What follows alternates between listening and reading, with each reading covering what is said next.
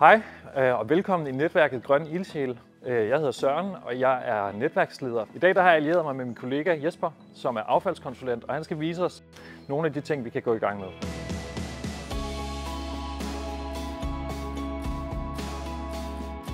Når jeg kommer ind i dit skralderum, Søren, så er der 3 ting, som jeg hurtigt ser. Det er manglende skiltning, det er manglende glasbeholder, og så ser jeg, at der er nogen, der ikke er særlig gode til at sortere.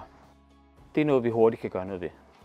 Det, jeg vil foreslå dig, det er at kigge på, hvordan står beholderne. Er der noget, du selv kan rykke på, for ligesom at sikre dig, at dine beboere de kan komme ned og aflevere affaldet? Måden, vi placerer beholderne på, det er, at skraldefolkene de kan komme til beholderen. De har rykket pladsen tættere på indgangen. Det her det er en fraktion, som er nok noget af det, vi har allermest af oppe i køkkenet. Så det er vigtigt, at vi har den først, når vi kommer ind. Det er samme med det med madaffalden. Det er også en af de første. Det er en fraktion, som jo godt kan også dryppe lidt og sådan. Altså hurtigt af med den. Der er sgu ikke så meget til, så er der jo lige blevet skabt noget plads. Jeg har taget lidt skilte med. Mit det er jo sådan en trærum her. Hvad forestiller du dig så, at vi skal bruge? Jeg synes, vi skal bruge de her fine metalskilte.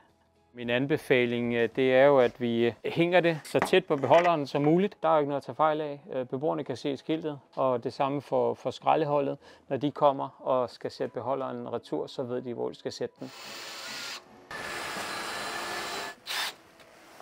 Altså man må bare sige, at jeg synes, det er jo en kæmpe forskel fra før, hvor at containerne stod bulter til bulter. Der er tydelig skiltning i forhold til, hvad jeg skal gøre. Jeg tror, det kommer til at gøre en kæmpe forskel for den oplevelse, som mine naboer de kommer til at få hernede. Og altså ikke mindst, så har vi jo også fået plads til den her fætter.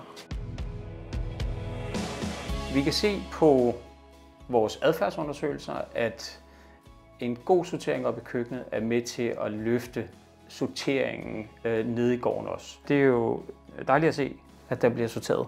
Vi kunne godt opdatere lidt på det. Vores madaffald er det vigtigste, pladsen er det vigtigste. Du kan lige så godt sætte plads i denne her, og så egentlig lave en mindre restaffald. Alle de her små ting, som kan gøre en lille forskel, jamen spred det med dine naboer og spred løsninger. Vi har fået lavet en guide, som du kan bruge, hvor der står en masse gode ting i. Brug dit netværk. Brug alle de her grønne ildsjæle, som vi er samlet til at blive inspireret. Og ikke mindst så række ud til os, fordi vi vil rigtig gerne spare med dig omkring jeres sorteringsløsning. Tak fordi du kiggede med.